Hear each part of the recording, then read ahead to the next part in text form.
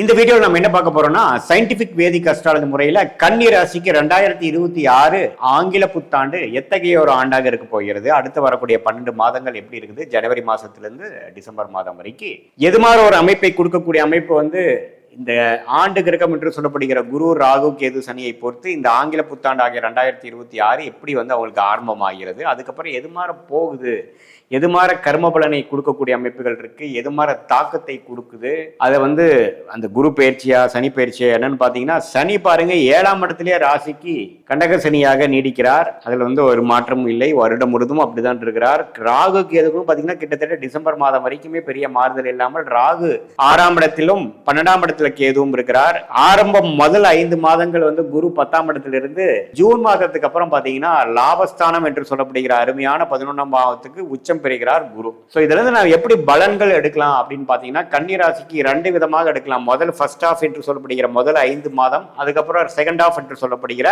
June மாதம் முதல் December மாதம் வரை அது எப்படி ஒரு அமைப்பு கொடுக்குதுன்னு பாத்தீங்கன்னா, 7ஆம் இடத்திலிருந்து சனி தசை நடக்கும் சஞ்சாரம் போயிட்டு இருக்கும் பொழுது கன்னிராசிக்காரர்களுக்கு திருமணம், நண்பர்கள், கொலீக்ஸ், கஸ்டமர்ஸ், அன்றாட நம்ம மீட் பண்ணக்கூடிய நபர்கள் எல்லாம் கொஞ்சம் பிரச்சனைகள் கடவுள் கொடுப்பார். அந்த கர்மாவின் பிரகாரம் நீங்க டெய்லி மீட் பண்ற ஆளுங்க, நீங்க ஒரு காலேஜில் போறீங்க நண்பர்களா இருக்காங்க, நீங்க ஒரு வேலைக்கு போறீங்க கொலீக்ஸா இருக்காங்க, நீங்க ஒரு தொழில் பண்றீங்க உங்களுடைய கஸ்டமர்ஸா இருக்காங்க, உங்களோட தொழிலாளிகளா இருக்காங்க, எல்லாத்துலயுமே சிறு தொந்தரவுகளும் சிறு பிரச்சனைகளும் கொடுக்கக்கூடிய அமைப்புகள் நீடிக்கும் மே மாதம் முழுவதும். அதுக்கப்புறம் பாத்தீங்கன்னா தொழில் ஸ்தானத்துல குரு இருந்து நம்ம இடம், வண்டி, வாகனத்துக்காக சில செலவுகள் பண்றது, தொழிலை அபிவிருத்தி பண்றதுக்காக சில விஷயங்கள் பண்றோம். ஒரு விஷயம் செய்தால் ஒரு விஷயம் பிரச்சனை ஆகுது அப்படிங்கிற மாதிரியே போயிட்டு இருக்கக்கூடிய ஒரு காலகட்டங்கள் இருக்கக்கூடிய அமைப்பு உங்களுக்கு மே மாதத்துக்கு அப்புறம் பாத்தீங்கன்னா இதுவரை செய்த உழைப்புக்கு முதலீடுக்கு நல்ல லாபம் பெறக்கூடிய அமைப்புகள் உண்டு.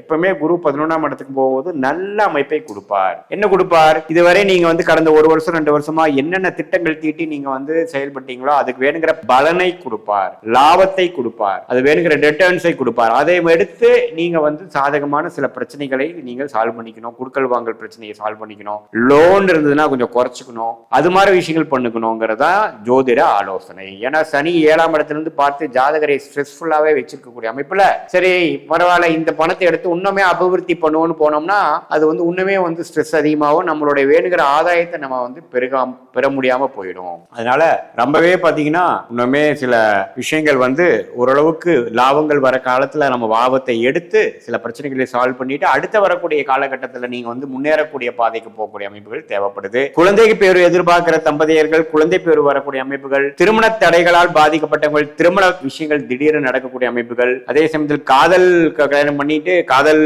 செய்து கொண்டு நம்ம பெற்றோர்களின் சம்மதம் இல்லாமல் இருக்கிறவங்களுக்கு திடீர் சம்மதம் கிடைக்கக்கூடிய அமைப்புகள் என்று நல்ல விஷயங்கள் நடக்கக்கூடிய அமைப்புக்கு ஜூன் மாதத்திலிருந்து நல்ல பலனை எதிர்பார்க்கலாம். கன்னிராசிக்காரர்கள் இளைய சகோதரனால சில பிரச்சனைகள் போயிட்டு இருக்கு, மூத்த சகோதரனாலும் பிரச்சனை போயிட்டு இருக்குதுங்கிறவங்களுக்கு எல்லாம் பாத்தீங்கன்னா அந்த சகோதர பாவங்கள் ஓரளவுக்கு பாசிட்டிவா வருது, சோசியல் லைஃப் இம்ப்ரூவ் ஆகுது. கொஞ்சம் நம்ம டோட்டலாவே யாரோடையும் பழக முடியாம ஒரு மாதிரி பிரச்சனைக்குள்ளேயே நம்ம இருக்கிறோங்கிறப்ப பாத்தீங்கன்னா சில பிரச்சனைகள் சால்வ் பண்ணி ஒரு ஜனரஞ்சக வாழ்க்கைக்கு நம்ம போய் இப்போ சோசியல் லைஃப் இம்ப்ரூவ் ஆகுது. ஒரு ஃபங்க்ஷனுக்கு நம்ம ஒரு ஃபங்க்ஷன் நடத்துறது, சுப விஷயங்கள் நம்மளுடைய வீட்டுல நடக்கிறது, சொந்தக்காரங்களா உங்க மேல கொஞ்சம் பெருமைப்படுற மாதிரி சில விஷயங்கள் நடக்கிறது, நல்ல பேர் வாங்குறது, தொழில ஜெயிக்கிறது, லாபம் பெறுவது, வேலையில ப்ரொமோஷன் ஆகுறது, காம்படிட்டிவ் எக்ஸாம்ஸ் கிளியர் பண்றவங்களுக்கு எல்லாம் கிளியர் பண்றது, வேலையில போய் ப்ரொமோட் ஆகுறது, ஆல்ரெடி ஒரு பொசிஷன் இருக்கிறவங்க அடுத்த லெவல் போறது அப்படிங்கிற மாதிரி நல்ல சாதகமான பலன்களை கொடுக்கக்கூடிய ஒரு அற்புதமான காலம் ஜூன் மாதத்திலிருந்து இருக்குங்க. அதை நல்லா யூஸ் பண்ணிக்கணும். ஆனா என்னதான் இருந்தாலும் 7ஆம் இடத்துல இருக்கக்கூடிய சனி பாத்தீங்கன்னா சிறு தொந்தரவுகள் உறவுகள் விஷயத்திலையும் தொழில் விஷயம் வேலை விஷயத்திலையும் கொடுக்கதான் செய்யும். அதெல்லாம் நீங்க பொருட்படுத்தாமல் மேற்கொண்டு போய்கொண்டே இருக்கணும். ஒரு லாபம் வந்ததுன்னா அந்த லாபத்தை கவுண்ட் பண்ற மாதிரி சில நல்ல முதலீடுகளோ ஒரு கடனை அடைத்தலோ அது மாதிரி சில விஷயங்கள் செய்து கொள்ள வேண்டும். அதையே இன்னும் திருப்பி பிசினஸ்லேயே போட்டு பண்ணும் பொழுது உங்களோட ஆதாயம் நீங்க எடுத்துக்க முடியாம போயிடும். அதை நீங்க பாத்துக்கங்க. மற்றபடி பாத்தீங்கன்னா மாணவர்களுக்கு ஜூன் மாசம் அடுத்த இந்த அகாடமிக் இயரோட அடுத்த அகாடமி இயர் நல்லா படிக்கக்கூடிய அமைப்பு இருக்கு.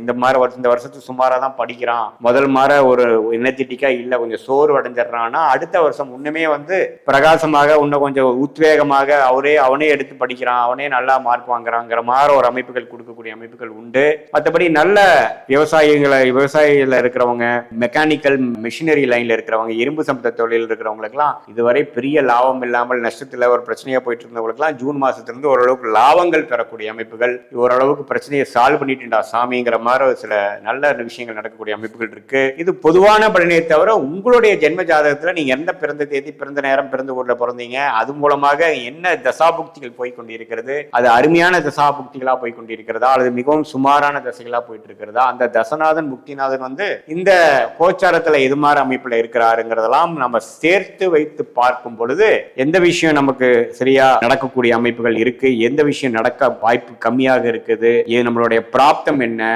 நம்மளுடைய ஷார்ட் டேர்ம் எப்படி காட்டுது, நம்மளுடைய லாங் டேர்ம் எப்படி இருக்குது, வெளிநாடு வாய்ப்புகள் உண்டா, கல்யாணம் எப்போ அபிவிருத்தி பண்ணலாம், எப்போ அடக்கி வாசிக்கலாம், எப்போ நம்மளோட உடல்நல கோளாறுகள் சரியாகும், எல்லா விஷயங்களும் அதுக்கு தகுந்த மாதிரி கர்ம பலன் பிரகாரம் நமக்கு எப்படி செயல்படுற மாதிரி இருக்குதுங்கிற டைம்லைன்ஸ் தெரிஞ்சிட்டீங்கன்னா உங்களுக்கு தேவையற்ற மன உளைச்சல், ஆசிலேஷன், கன்ஃபியூஷன், கிளாரிட்டி இல்லாமல் செயல்படுறது எல்லாமே நீக்கி தக்க முடிவுகளை தக்க நேரத்தில் எடுத்து தேவையற்ற விஷயங்களை கழித்து சமய விரயங்கள், பொருள் விரயங்களை தவிர்த்து வாழ்க்கையில என்ன பிராப்தங்கள் உங்களை காத்து கிடைக்கிறதோ, உங்களுடைய முதன்மையான தொழில் என்ன டொமைன் உங்களுக்கு ஒர்க் அவுட் ஆகும், என்ன உயர் படிப்பு உங்களுக்கு ஒத்து வருது, அரசு வேலையா, பிரைவேட்டா அல்லது பிசினஸா, திருமணம் செய்வதற்கு சரியான நேரம் எது, நமக்கு லேட் மேரேஜா, ஏர்லி மேரேஜா, அல்லது இது மாதிரி வாழ்க்கையில முதல் திருமணம் நடந்து சில பாதிப்பு உள்ளானவங்களுக்கு இரண்டாவது திருமணம் இருக்கா, நமக்கு எப்ப நடக்கிற வாய்ப்பு இருக்கு, குழந்தை செல்வத்தை எதிர்பார்க்கிறவங்க குழந்தை செல்வம் எப்போ வரும், எந்த மாதிரி டைம்ல நம்ம கரெக்டான ட்ரீட்மெண்ட் எடுத்துக்கலாம் அப்படிங்கிற போன்ற பல விஷயங்கள் பாத்தீங்கன்னா